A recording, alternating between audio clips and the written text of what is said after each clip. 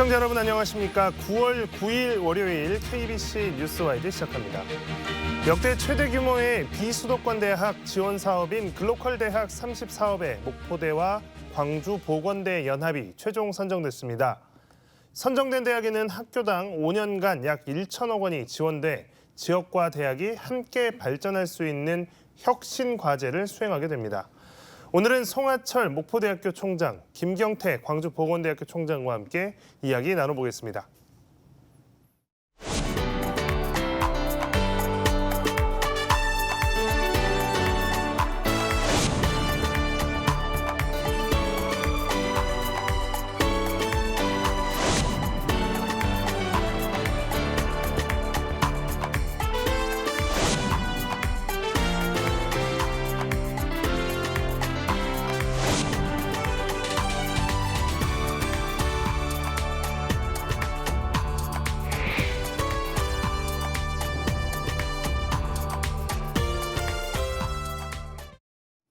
두 분 어서 오십시오. 안녕하십니까? 네, 반갑습니다.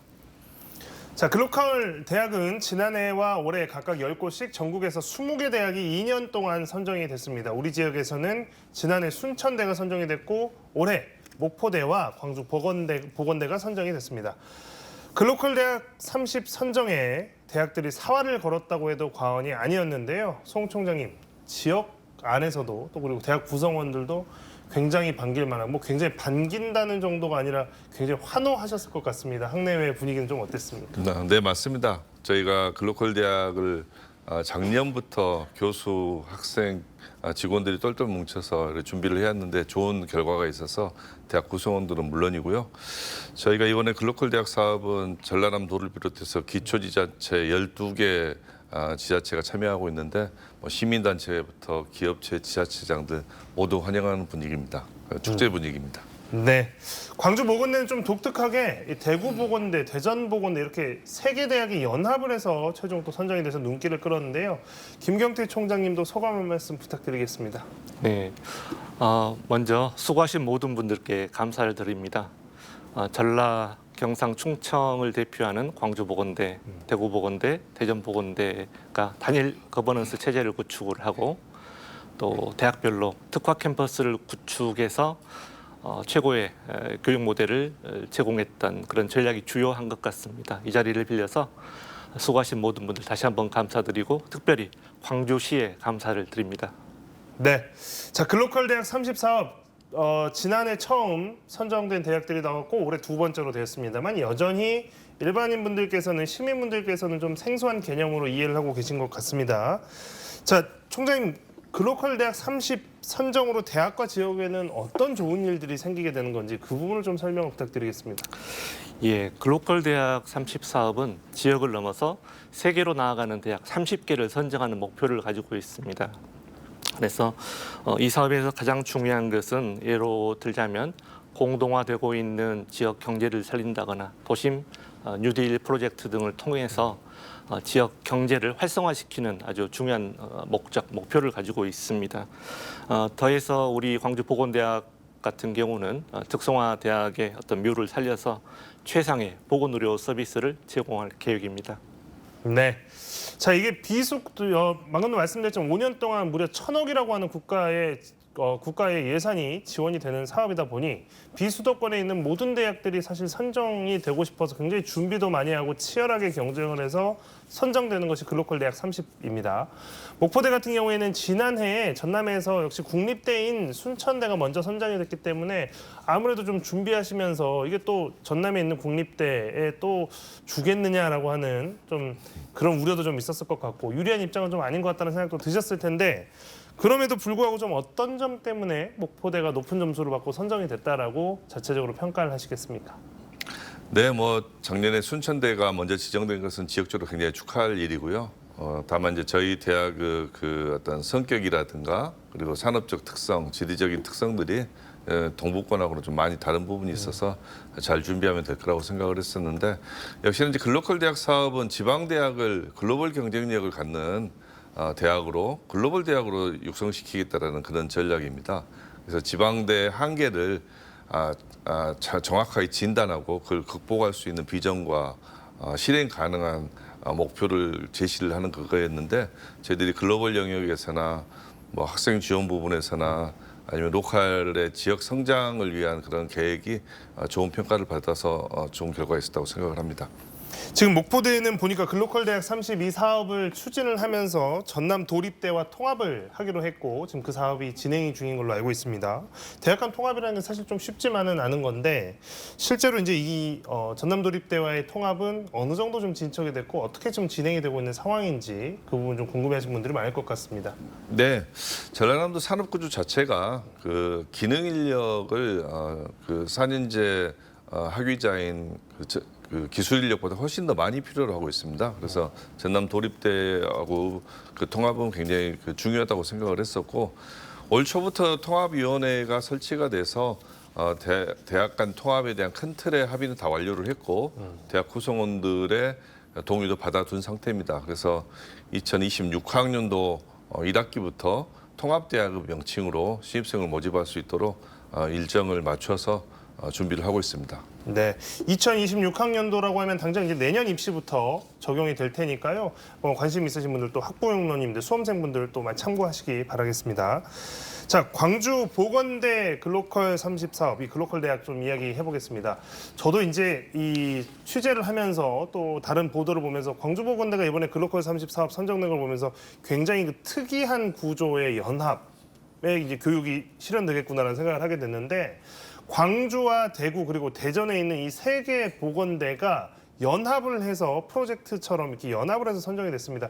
특별히 이 세 개 대학이 연합을 해서 이 글로컬 30 사업에 지원을 하게 된 계기가 있을까요? 네, 3개 대학은 이미 50여 년간 지역 보건 전문 인재를 양성한다는 공통의 교육 목표가 있었습니다. 또 이미 10여 년 전부터 세계적 수준의 전문대학을 뽑는 월드클래스 컬리지 사업에 기선정되었던 또 공통의 경험을 가지고 있습니다. 그러는 중에 이 3개 대학의 시너지를 발휘하는 어떤 무언가가 있을까 고민하는 중에 글로컬 사업이라는 교육부에서 대대적으로 지원해주는 사업이 있었고 그래 우리 한번 뜻을 모아서 도전해보자 라고 했던 것이고 정말 3개 대학 구성원들이 정말 피눈물 나는 노력을 했습니다. 그 노력의 결과가 좋은 결과로 이어진 것 같습니다. 네. 자, 세 개 대학 모두 보건대학이라는 공통점이 있긴 하지만 광주와 대구 또 대전이라고 하는 지역의 물리적인 거리를 생각하면 굉장히 좀 거리가 멀다 보니까 이게 유기적인 이게 구조가 유기적인 운영이 이루어지겠느냐라고 하는 거에 대해서는 반신반의할 수밖에 없는 의문을 가지실 수밖에 없을 겁니다. 또 대학별로 교육 환경이나 운영 방침 같은 것도 좀 차이가 좀 있을 것 같아서 이런 부분들이 또 화학적으로 결합이 될 수 있겠느냐라는 의문도 당연히 뒤따를 수밖에 없는데요. 자, 이런 의문들에 대해서는 어떤 식으로 좀 해소를 해 나가실 예정이신지 궁금합니다. 네, 물리적 거리와 환경적 요인은 우리가 충분히 극복할 수 있는 부분이다 이렇게 생각을 해봅니다. 물리적 거리는 우리 3개 대학이 직업교육 플랫폼을 공통으로 구축할 예정입니다. 그래서 이를 통해서 통합 관리를 하게 되면 충분히 극복 가능하고요. 환경적 요인 같은 경우는 단일 거버넌스 체제를 구축하기 위해서 이미 3개 대학이 법인 정관 개정을 마쳤습니다. 그래서 법 개정까지 이루어진다면 빠른 시일 내에 사단법인 출발이 가능하다고 생각을 합니다. 그래서 이 보건특화 캠퍼스가 이제 만들어진다면 여기서 이제 교육, 산학협력, 평생교육, 글로벌까지 모든 사업 운영 전반을 단일 의사결정 체제 하에서 운영할 예정입니다. 총장님 궁금한 것이 일단은 기본적으로 이렇게 보건대라는 타이틀, 그러니까 한 이름으로 이렇게 운영은 되지만 그러면 이제 서로 다른 캠퍼스가 있게 되잖아요. 이 세 개 캠퍼스를 다 활용을 하게 될 텐데 이 세 개 캠퍼스는 어떻게 각각 이렇게 활용이 된다고 이해를 하면 될까요? 네, 아마 우리 광주 시민 여러분께서도 많이 들어보셨을 텐데 미네르바 대학이라는 그 대학 모형이 있습니다. 이 대학은 어느 특정 지역에 캠퍼스를 두지 않고 국가 단위로 움직이는 그런 대학 형태인데요. 우리는 국가 단위도 아닌 지역 단위입니다. 기껏해야 200km 정도밖에 되지 않습니다. 그래서 미네르바식의 교육 모델을 참고를 해서 캠퍼스 순환형 교육을 시킬 예정이고 또 이를 잘하기 위해서는 제2의 교원 제도라는 게 있습니다. 그러한 교원 제도를 활용을 해서 학생 관리를 하고 또 연구를 하고 지도할 수 있도록 모든 조건을 우리가 준비해 줄 예정입니다. 네. 자, 광주, 대구, 대전 이렇게 세 개 보건대학교 이렇게 연합을 했는데요. 이름도 예쁩니다. 한 달빛, 그러니까 뭐 대전이 한밭이겠고요. 달빛의 달은 달구벌 대구를 이야기하는 것 같고, 또 한 달빛의 빛은 빛거울 광주를 이야기하는 것 같습니다. 한 달빛 글로컬 보건연합대학. 이 비전은 어떻게 만들어 나가실 계획이십니까? 네, 앵커님께서 벌써 답을 다 주신 것 같습니다. 우리 3개 대학은 대한민국 보건의료 산업의 전문대학형 모델 제시, 이게 우리 대학의 대표적인 비전이 되겠습니다. 이내에서 압도적인 어떤 경쟁력을 확보하기 위해서 교육 혁신을 할 것이고, 이를 위해서는 각 캠퍼스별로 현장 미러형 최첨단 실습실을 구비를 할 겁니다. 그러면 이러한 교육 환경 공간을 활용을 해서 상계대학 학생들이 순환하면서 자기가 원하는 수업을 들을 수가 있게 되고, 교수님들도 순환하면서 이런 모든 교육을 학생들에게 제공할 수 있기 때문에 아마도 대한민국을 대표하는 한국 보건대학형 표준 모델이 만들어질 것이라고 생각을 합니다. 네. 자, 글로컬 대학 30은 그동안의 대학 재정 지원 사업과는 차원이 다릅니다. 대학과 지역사회가 함께 발전하도록 지원하는 것이 목표이기 때문입니다. 뭐 예전처럼 대학이 어려워하니까 대학이 특정한 학문, 특정한 연구를 해라라고 해서 그것만 돈을 주는 것이 아니고, 지역사회, 지역 지자체뿐만이 아니라 지역의 기업들, 또 그 지역 사회 전반과 함께 발전하고 혁신하도록 하는 것이 핵심입니다. 때문에 인재 양성을 넘어서서 이게 산업 발전 또 일자리 창출로도 직접 그 효과가 이어지도록 하는 것이 이제 좀 기대되는 상황인데요. 목포대, 특히 목포시는 말 그대로 전남 서남권의 중심 아닙니까? 네. 그러다 보니까 이 지역 산업과 관련해서도 이제 목포대가 더 큰 책임감, 막중한 책임감을 좀 짊어지시게 될 것 같습니다. 어떤 식으로 지금 이런 목표들을 실현해 나가실 계획이십니까?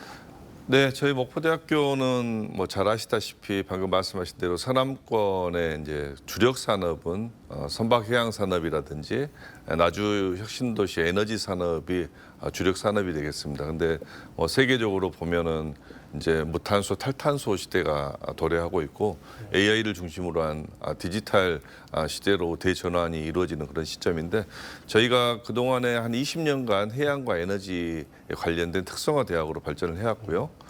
이제 그런 부분들이 잘 인정을 받아서 영암 대불 국가산업단지와 나주 혁신산단에 저희가 산업부로부터 산학융합지구 2개를 선정받은 최초로 선정받은 대학입니다. 그래서 그 산학융합지구를 무탄소 그리고 그린 해양 에너지를 미래 기술을 선도하고 산업화를 이끌고, 그리고 우수한 글로벌 인재와 창업이 어우러지는 글로벌 사이언스 파크로 전환을 하게 됩니다. 그래서 여기 2개의 글로벌 사이언스 파크에는 6개의 핵심 세계적인 우수 센터가 들어가게 되는데, 여기서 우리 지역뿐만이 아니라 전국적인 그런 어떤 산업 인력 수요를 커버하는 전문 인력 양성 체제를 갖출 계획입니다. 물론 그 전남 도립대가 통합을 통해서 기능 인력부터 석박사 과정까지 다 가능한 그런 어떤 학교 체계를 갖추게 되겠습니다. 네. 자, 글로벌 사이언스 파크라고 하는 플랫폼이 굉장히 이제 중요한 운영의 하나의 허브가 될 것 같고요. 또 방금 말씀해 주셨던 것처럼 기능 인력에서부터 석박사, 고급 인력까지 이게 모두 아우를 수 있는, 모든 교육이 일어나고 모든 공급이 가능한 이런 형태의 대학으로 새롭게 거듭날 것이다라는 기대를 갖게 됩니다. 광주 보건대 또 세계 지역 보건대 연합한 한달빛 글로컬 보건연합대학, 여기서는 우리의 목표는 어떤 방식으로 실현해 나가겠다라고 하는 그림을 갖고 계십니까? 네, 우리 3개 연합대학은 전문대학이 정말 잘할 수 있는 분야가 뭘까 고민을 참 많이 했습니다. 그래서 한국보건대학형의 지산학 그리고 연관병을 포함하는 그런 협력 모델을 제시를 했던 거고요. 예를 들어서 보건의료 산업군의 허리 인력이 굉장히 중요한데, 이 허리 인력을 양성하는데 1차적으로 집중할 계획입니다. 그리고 보건의료 기술 특화 기업들이 이 광주 전남에도 많이 있는 걸로 알고 있습니다. 이러한 기업들에게 도움이 될 수 있는 부분을 찾아서 최대한 지원을 할 생각이고요. 또 궁극적으로는 그 보건의료 산업 전반을 활성화하기 위해서는 지역에 정주하는 보건 인력이 필요합니다. 그래서 최종적으로는 지역 정주하는 젊은 인재들을 우리가 양성을 하겠다, 광주에 남기겠다가 우리의 목표입니다. 보건 인력이 결국에 이곳에서 교육만 받고 배출되는 것이 아니라 이 인력들이 그대로 또 지역 사회에 정주하면서 또 새로운 산업에 직접 투입되어지는 이런 모델까지 실현되는 것, 이것을 목표로 한다고 말씀해 주셨습니다. 자, 앞서 얘기했지만 광주, 대구, 대전 보건대가 연합한 보건대 연합은 준비할 때도 좀 쉽지는 않으셨겠지만 실행해가는 과정도 마찬가지일 겁니다. 어려움이 좀 예상되는 부분들이 몇 가지가 있는데 아까도 잠깐 말씀하셨지만 이런 것들은 좀 어떤 방식으로 극복해 나가겠다라는 계획이신지요?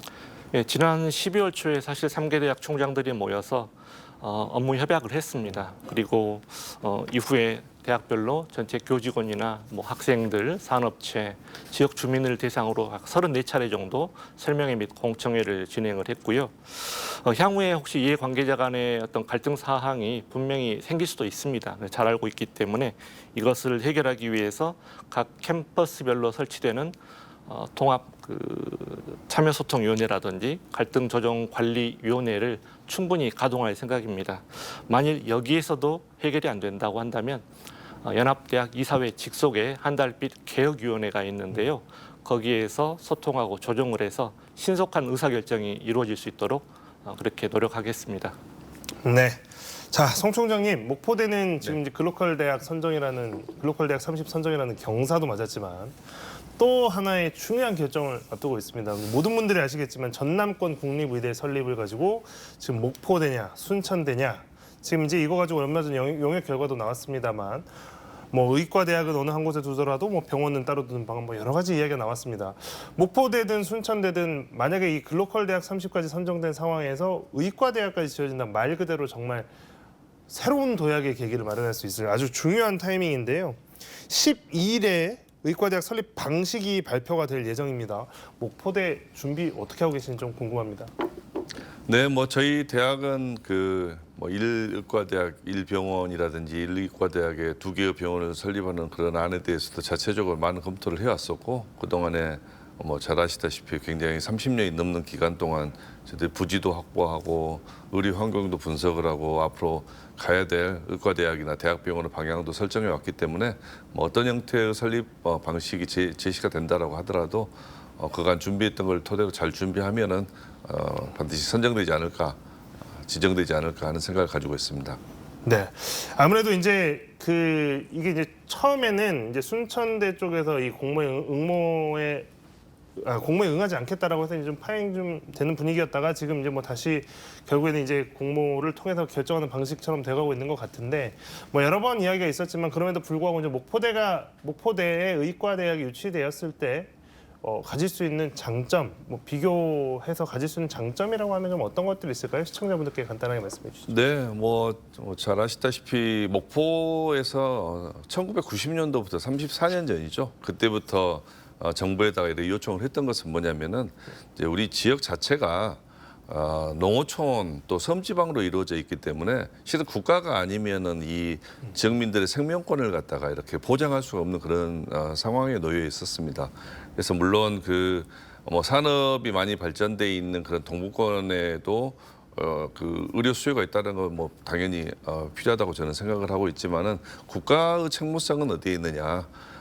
대형 기업들이 충분히 외상센터라든가 만들어서 의료 수요를 커버할 수 있는 그런 것에 비해서는 아무런 대안이 없는 정책 대안이 없는 그런 지역을 먼저 낙후된 의료 지역을 먼저 이렇게 케어해주는 것이 그리고 지역에 사람이 살 수 있게 만들어주는 것이 국가의 책무가 아닌가 하는 점에서는 그런 당위성이 분명히 인정될 거라고 생각을 합니다. 최근에 이제 김영록 전남지사가 의대는 한 곳에 두더라도 아까 좀 말씀하셨지만 병원은 두 곳 둘 수도 있다라고 이제 말씀을 하셨는데 사실상 이제 그렇게 되는 거 아니냐라고 이제 보는 시각이 좀 많습니다. 아무래도 이것 때문에 뭐 전남이 또 동서부로 나뉘어서 갈등이 지속될 수는 없으니까요. 이런 부분에 대해서도 이미 어느 정도는 감안을 하고 계신다거나 아니면 이랬을 때 어떤 방식으로 우리는 발전해 나가겠다라고 하는 그런 비전 또 그런 방향성은 갖고 계시는 상황인 걸까요? 뭐 그 부분에 대해서는 설립 방식을 갖다가 선정하는 위원회가 심도 있는 검토를 하고 있었겠습니다만은 그간의 이제 공공 그 의료 영역에서는 뭐 동부권이든 서부권이든 700병상 이상의 대형 병원이 필요하다, 대학병원급이 필요하다라는 부분에 대한 수요는 계속 제기가 되어 왔었고, 뭐 많은 분들이 그렇게 뭐 1대학에 2개의 대학병원 이렇게 예상들을 하고 계시는데 아마 그쪽으로 결론이 나지 않을까 하는 예상을 조심스럽게 해보고요. 거기에 대한 그 대책들은 그동안에 쭉 저희들이 심도 있게 검토해 왔다 이렇게 말씀드리겠습니다. 지금 보니까 내일 대학 설명회가 있습니다. 의대 공모 설명회가 이제 내일 열리는데 오전에 목포대에서 오후에는 이제 순천대에서 있는데요. 이제 이 설명회에서는 좀 어떤 것들이 좀 이야기가 되고 좀 이제 공유가 되는 건가요? 아마도 뭐 저도 정확히는 잘 모르겠습니다만 그 설립 방식에 대한 대학 구성원들의 의견을 듣는 자리가 아닐까 하는 생각이 들고요. 아마 대학에서는 그 설립 방식에 따라서 발생할 수 있는 대학이 준비해야 될 상황에 대한 어떤 정부나 지자체의 그런 어떤 대응하는 방안이라든가 이런 부분에 대한 문의가 좀 있지 않을까 예상합니다. 네. 자, 공교롭게도 전남권 의대 설립 경쟁 상대인 순천대와 목포대가 나란히 글로컬 대학에 선정됐습니다. 뭐 지역 전체적으로 봤을 때는 경사죠. 동부권에 있는 국립대인 순천대 또 서부권을 대표하는 국립대인 목포대가 모두 다 글로컬 대학 30에 선정됐다라고 하는 거는 전남 전체적으로 우리 시도민들 입장에서 봤을 때는 경사인 건 맞는데요. 두 학교 선의의 경쟁이랄까요, 시너지랄까요, 뭐 이런 부분들 어떻게 좀 기대하고 계신 분들 있습니까? 그동안에 그 우리 순천대는 동부권을 대표하는 공립대로서 지역 특성과 산업에 맞게끔 굉장히 지역에서 큰 역할을 해왔었고 거기에 맞춰서 잘 발전을 해왔고요. 목포대 역시나 그 서부권에서 비슷한 규모 대학으로 잘 특성화된 대학입니다. 그래서 이번에 글로컬 대학 선정된 그 특성화 분야에서 보듯이 뭐 양 대학은 겹치는 영역이 거의 없습니다. 그래서 뭐 저도 이제 이병훈 총장님, 순천대 총장님 또 보직자들하고 만나서 서로 이렇게 지역 산업과 지역의 그 성장을 책임지는 공립대로서 책무성을 다하고 양 대학이 시너지를 낼 수 있는 부분이 있으면 적극 협력하기로 했습니다. 이 부분은 뭐 의과대학 문제하고는 별다르게 생각을 해야 되지 않을까요? 네. 좋은 그런 소식이라고 저는 생각을 합니다. 전남 지역 의과대학 문제로 지금 뭐 목포, 순천, 목포대, 순천대 이렇게 뭐 나뉘어서 뭐 이게 경쟁이 좀 심해진 것 같긴 하지만 이게 아까도 말씀드렸지만 또 총장님 설명처럼 동부와 서부를 대표하는 두 국립대학이 나란히 글로컬 대학 30에 선정된 것 자체가 지역에 오랜만에 활기를 돌게 하는 큰 경사임에 틀림없습니다. 두 대학이 앞으로도 그 많은 논의와 교류로 시너지 효과를 낼 수 있었으면 좋겠습니다. 자, 글로컬 대학 30 선정이 됐다고 해서 이제 끝이 아닙니다. 이제 본격적인 시작인 겁니다. 앞으로 대학과 지역의 발전으로 이어가기 위해서 대학 또 지자체가 어떤 역할을 해야 되는지 어떤 협력을 해 나가야 될지 일산에 계시는 두 분께서 이제 많은 고민 또 어떤 방향성 이런 그림을 많이 그려보셨을 텐데요. 자, 대학과 지자체는 어떻게 협력해 나가야 이 글로컬 대학 30 선정의 취지를 잘 살려서 지역 발전을 도모할 수 있게 될까요?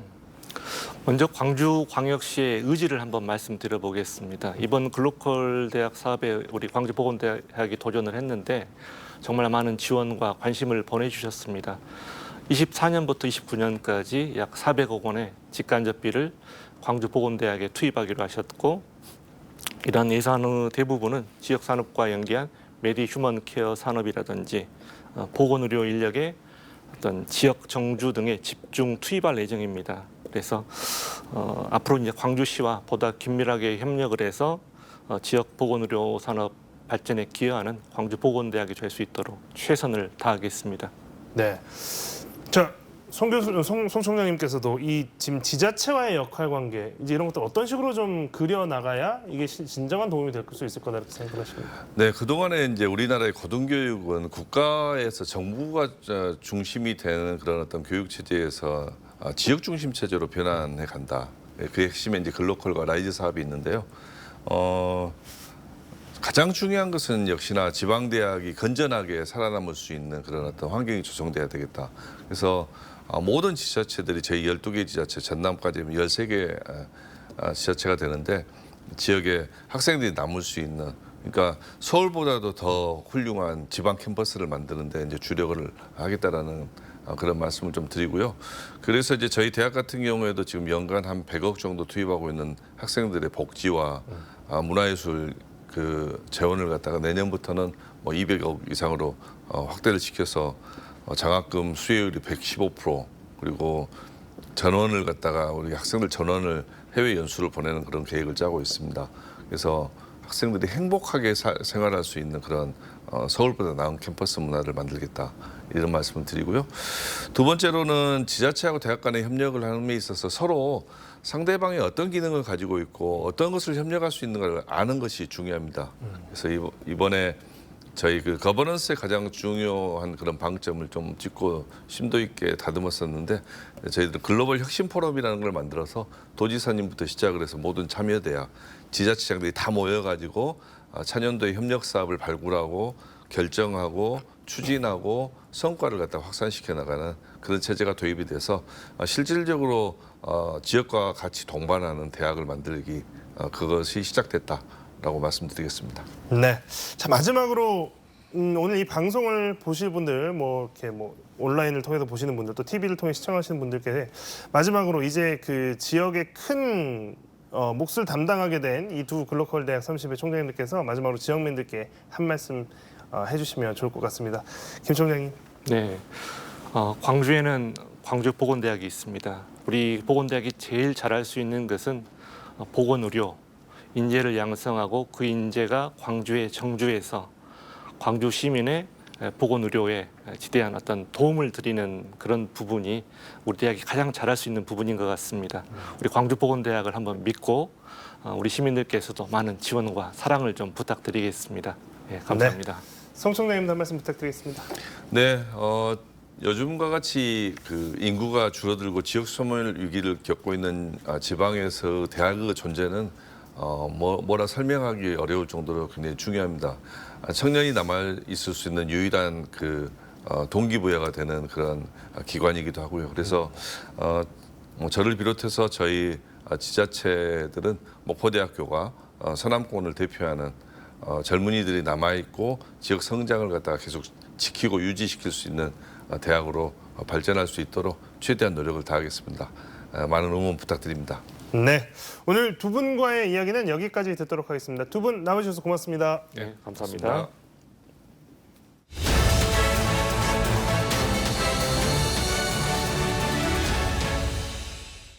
서울광역방송센터입니다. 검찰 수사심의위원회가 명품백 등 김건희 여사 관련 사건 변호사법 위반 등 6개 혐의 전부에 대해 불기소 권고를 결정했습니다. 이원석 검찰총장의 퇴임식이 오는 13일 금요일 열리는데 검찰은 이원석 총장 퇴임 전에 김건희 여사에 대한 불기소 처분을 확정할 것으로 보입니다. 여기도 초대석 박지원 더불어민주당 의원과 정치권 현안 얘기 해보겠습니다. 의원님 어서 오십시오. 네, 안녕하세요. 오늘 오후 국회에서 22대 국회 첫 대정부 질문 정치, 외교, 통일 분야가 열렸는데 1번 타자로 나오셨네요. 정치 분야입니다. 네. 그래서 우리 박찬대 네. 원내대표와 박성준 원내수석이 저보다 정치 분야 1번 바다로 네. 나가달라 해서 저는 하지 않고 외교 분야, 통일 분야 하겠다 했더니 나가라고 그래서 오늘 1번부터 엄청나게 큰 대포를 박찬대 원내대표가 배치를 한 건가요? 네. 다 한 말이죠, 뭐. 알겠습니다. 영빈 이슈가 좀 많은데 일단 검찰 수사심의 김건희 여사 6개 혐의 전부 불기소 권고 결정했는데 뭐 어떻게 보셨나요? 글쎄요. 네. 이원석 검찰총장이 방금 말씀하신 대로 네. 이번 주 금요일 날 퇴임하는데 혹시나 네. 했는데 역시나 이원석 검찰총장이 윤석열, 네. 김건희 대통령 네 분에게 큰 선물 갖다 바치고 나가시네요. 근데 지금 수사심의는 검찰 외부 인원으로 구성이 돼서 무작위로 추첨을 하는데도 뭐 그런 게 작용을 했을까요? 어떻게 됐든 네. 수사심의위원회가 구성될 때부터 네. 그 인적 구성을 보지 않고 네. 이것은 요식행위다. 그래서 국가권익위원회에 네. 이어서 면죄부를 주기 위한 방법을 택했다라고 네. 했는데 그 결과가 그렇게 나왔습니다. 이원석 총장이 네. 마지막 음. 선물 바치고 나가는 거죠. 근데 뭐 수사심의가 검찰과 김건희 여사 쪽 입장은 들었는데 고발인이랑 뭐 최재형 목사 이런 사람들 의견은 또 안 들어. 그러니까 최재형 목사 네. 측 디올백을 갖다 주신 분, 네. 청탁을 했다는 분, 이런 분들의 얘기는 원천적으로 배제를 했다고 하면은 네. 수사심의위원회가 공정했는가, 정의로웠는가 네. 하는 것은 처음부터 네. 이것은 국가권익위원회에서 무혐의 처리하듯 그러한 요식행위로 진행됐기 때문에 이 결과를 보고 우리 국민들은 왜 네. 김건희 특검이 필요한가를 더 확실하게 네. 알았으리라고 봅니다. 그리고 이번 예. 추석 밥상에 김건희 여사를 빼려고 했지만은 네. 보세요. 이번 기시다 총리 와서 네. 총리 부인과 활동하는 것. 그 내일 모레 그 대통령의 추석 네. 공식 행사에도 함께 다닌다는 거 아니에요? 이것을 위해서 했어요. 그럼 우리나라에서 윤석열 대통령이 제일 미워하시는 분이 이재명입니까? 한동훈입니까? 한동훈이에요. 아, 그런데 국민들은 네. 제일 미워하는 분이 윤석열 대통령입니까? 김건희 여사입니까? 누군가요? 저는 네. 지금 현재 윤석열 대통령의 지지도가 네. 23% 바닥을 치고 있잖아요. 네. 더 어려운 험한 꼴을 당할 것이다. 저는 그렇게 봅니다. 국민들이 더 미워하는 게 윤석열 대통령인가요? 김건희 여사인가요? 그러면은. 한번 물어보세요. 네. 근데 이번 주 목요일 서울고법에서 도이치모터스 주가 조작 항소심 선고가 열리는데 여기 그 전주라는 손모 씨 이 양반은 이 사람은 그 1심에서는 무죄를 받았는데 뭐 작전을 하고 있다는 건 알았는데 직접 가담하진 않아서 뭐 돈을 댔지만 무죄다 이렇게 해서 그러니까 검찰이 방조죄 주가 조작 방조죄를 적용을 해서 다시 추가 기소를 했는데 이게 유죄가 항소심에서 나오면은 김건희 여사는 어떻게 되는 건가요, 그러면? 사법부의 판결을 네. 지금 예단할 수는 없지만은 도이치모터스 주가 조작이 명명백백한데 네. 그 다음 BW 전환사채도 가담한 게 사실인데 사법부에서 네. 국민이 기대하는 현명한 재판을 해주시기 바랄 뿐입니다. 손모 씨가 방조 주가 조작 방조가 유죄가 나왔는데 김건희 여사를 기소를 안 하거나 그럴 수도 있을까요, 검찰이? 기소를 안 하면은 네. 넌센스죠. 지금도 판결문에 나와 있지만 안 했잖아요. 그렇기 때문에 이러한 모든 정황이 네. 결국 김건희 특검으로 이어져야 된다 하는 것은 국민들이 알고 있기 때문에 70, 80%가 네. 지지하고 있는 것 아니에요? 그리고 윤석열 대통령의 지지도가 네. 23%, 4%로 떨어지는 이유도 거기에 있는 거죠. 근데 뭐 순전히 법리적으로만 보면은 작전 주가 조작을 인식을 하고 돈을 댔어야지 뭐 방조가 성립이 되는데 김건희 여사가 나는 몰랐다 그러면은 끝 아닌가요? 법적으로는? 아니 그러니까 네. 문재인 대통령 아니 당신 사위 취직하는데 만약에 아니 사위 딸이 어렵게 사니까 네. 생활비 좀 도와주고 이제 취직했으니까 네. 안 도와준 것을 사위가 노동의 대가로 받은 2년치 월급이 문재인 대통령 뇌물죄가 된다고 하면은 네. 윤석열 대통령도 뇌물죄에 해당이 돼요. 아니 디올백을 네. 최재형 목사가 사줬잖아요. 만약에 안 사줬으면은 네. 윤석열 대통령이 사줘야 될 거 아니에요. 그런 것도 되지만은 네. 자 보세요. 네. 이게 무혐의 되면은 대한민국의 모든 공직자, 네. 배우자는 300만 원짜리 선물을 받아도 네. 다 무혐의 무죄다. 이렇게 됐을 때 이 나라 공직 기강이 어떻게 되겠느냐. 이건 참으로 얼토당토하지 않고 마찬가지로 네. 도이치모터스나 양평 고속도로 이런 문제를 보면은 검찰에서 이렇게 하면은 네. 국가권익위원회에서 이렇게 하면은 특검으로 갈 수밖에 없잖아요. 김건희 여사가 또 뭐 텔레그램 문자로 뭐 김영선 전 의원한테 뭐 지금 지역구 말고 어디 뭐 딴 데로 가시라 뭐 이렇게 보내서 공천 개입 논란이 돌고 있는데 그건 어떻게 보세요? 그건 진짜 큰 문제입니다. 김건희 여사가 네. 김영선 5선 의원한테 창원에서 네. 김해로 가라 음. 이렇게 텔레그램 문자를 보냈고 네. 또 거기에 가면은 네. 지원을 하겠다 음. 이렇게 한 것은 영부인이 네. 엄연한 선거 개입, 음. 국정 개입, 네. 국정농단입니다. 그래서 저는 이건 진짜 큰 문제다. 이것이 꼭 밝혀져야 된다. 그리고 검찰에서 수사를 해야 된다. 이렇게 생각합니다. 문자 보낸 거는 거의 사실로 보시는 거네요, 의원님은? 아니 5사람이 관계돼서 얘기를 했다고 하면은 사실 아니겠어요? 보도를 보면은 토마토 뉴스에서 네. 아주 작심하게 썼더라고요. 보면은 네. 사실로 저는 인정이 돼요. 절대 감추려고 해서 지우려고 해서 지워지지 않는다. 밝혀진다. 이것은 밝혀내야 된다 하는 것을 다시 한번 검찰에 촉구를 합니다. 토마토 뉴스 여기는 그 용산 불편하게 하는 기사 썼다가 대통령실 출입 정지당하고 지금 못 들어가고 있는데 뭐 그것 때문에 아마 이를 갈고 이렇게 찾아내서 쓴 거 아닌가 뭐 그런 느낌도 없지 않아 드는데. 아니 예. 용산도 옹졸하고 밴댕이 정치를 하는 거죠. 아니 기자들이라는 게 물론 팩트를 정확히 해서 기사를 써야 되지만은 그런다고 출입 정지시키면 되나요? 이건 아니죠. 한때 네. MBC 네. 날리면 바이든 그것도 똑같은 전용기에도 안 태워버리고 이런 것은 네. 이 민주주의 1호인 언론, 국민 1호인 기자를 그렇게 하면 절대 안 된다는 것을 다시 한번 촉구합니다. 근데 김영선 전 의원 뭐 결과적으로 컷오프 됐잖아요. 그러면은 이게 그냥 뭐 단순히 조언한 거다. 뭐 영향력을 행사한 건 아니다. 또 이렇게 얘기를 하는 것 같은데요. 물론 네. 그러면 성공한 구테타만 처벌 안 됩니까? 어떻게 됐든 개입했잖아요. 네. 그게 사실이라면은. 그리고 더 뭐 네. 정책적으로 도와준다. 어떻게 됐든 네. 성공한 구테타는 처벌하지 않는다? 그러면 실패한 구테타도 처벌하지 않는다? 이건 말도 안 되죠.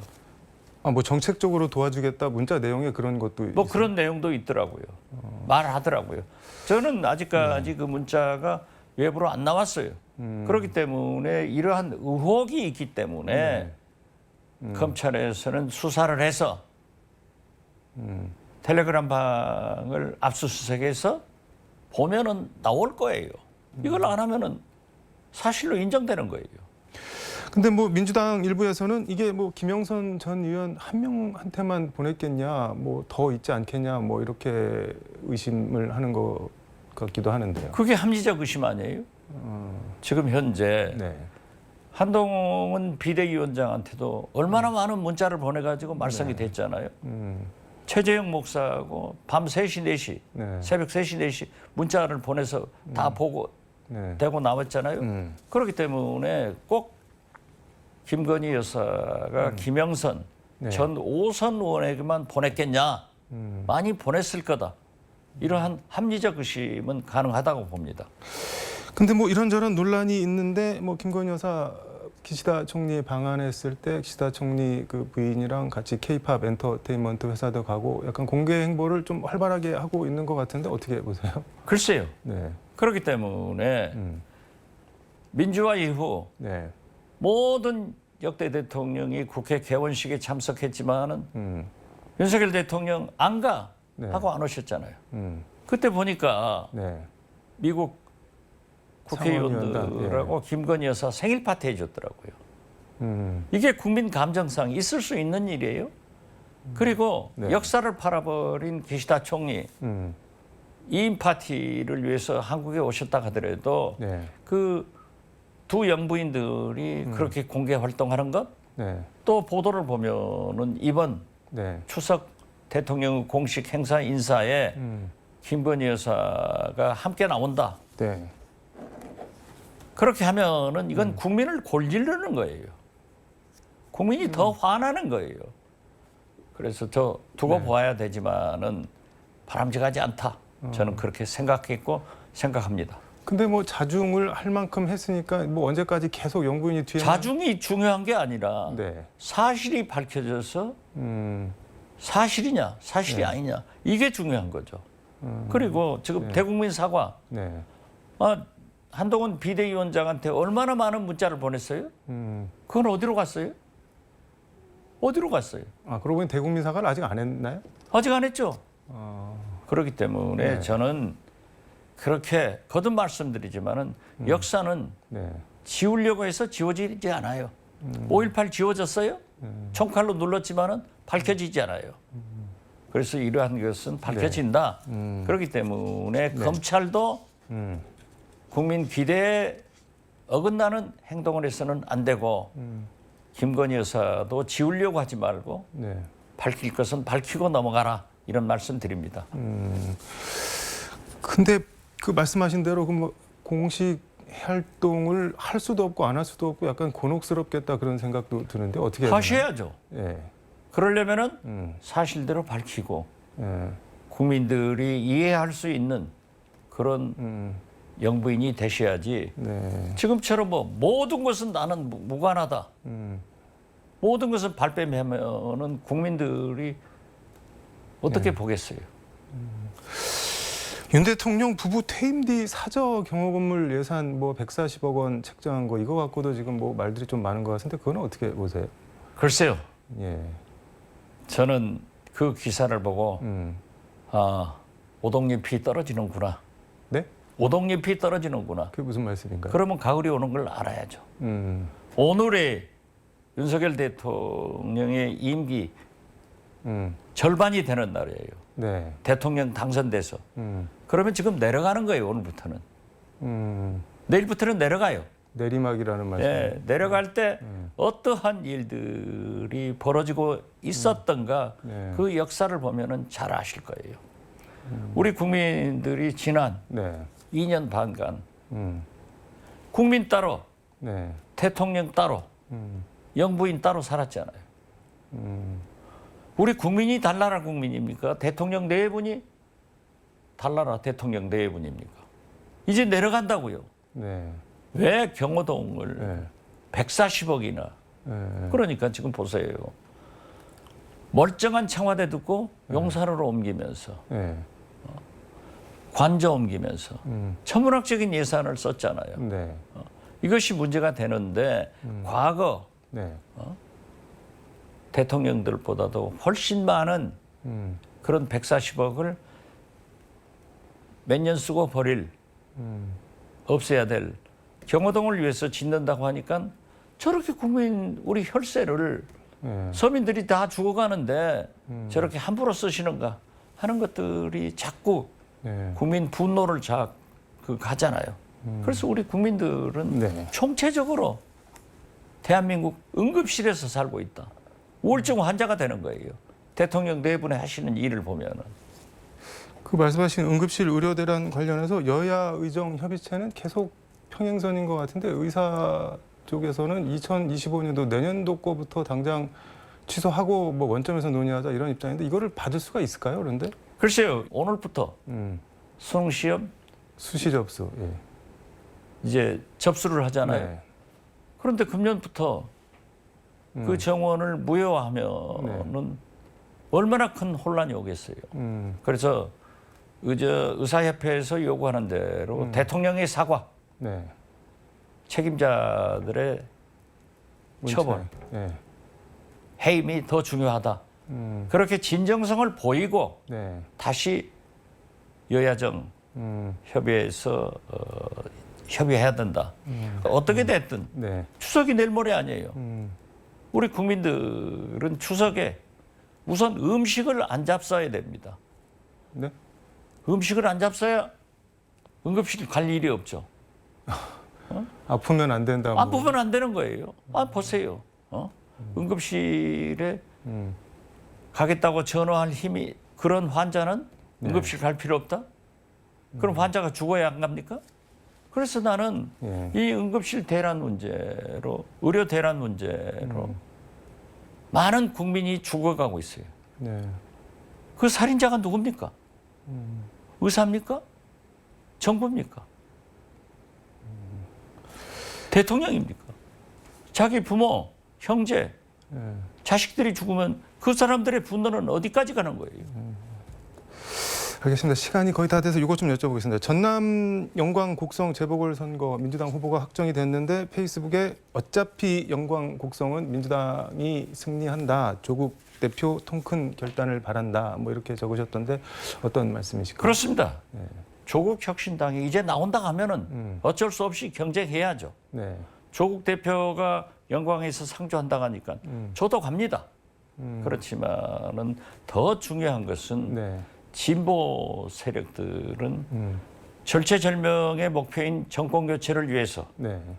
이재명 대표가 대통령 당선되는 그날까지 단결하기로 했잖아요. 네. 조국 혁신당도 지민 비조 네. 괄목할 만한 의석을 받았다 하면은 네. 어차피 선거는 이기려고 하는데 네. 여기 호남에서는 민주당이 이긴다.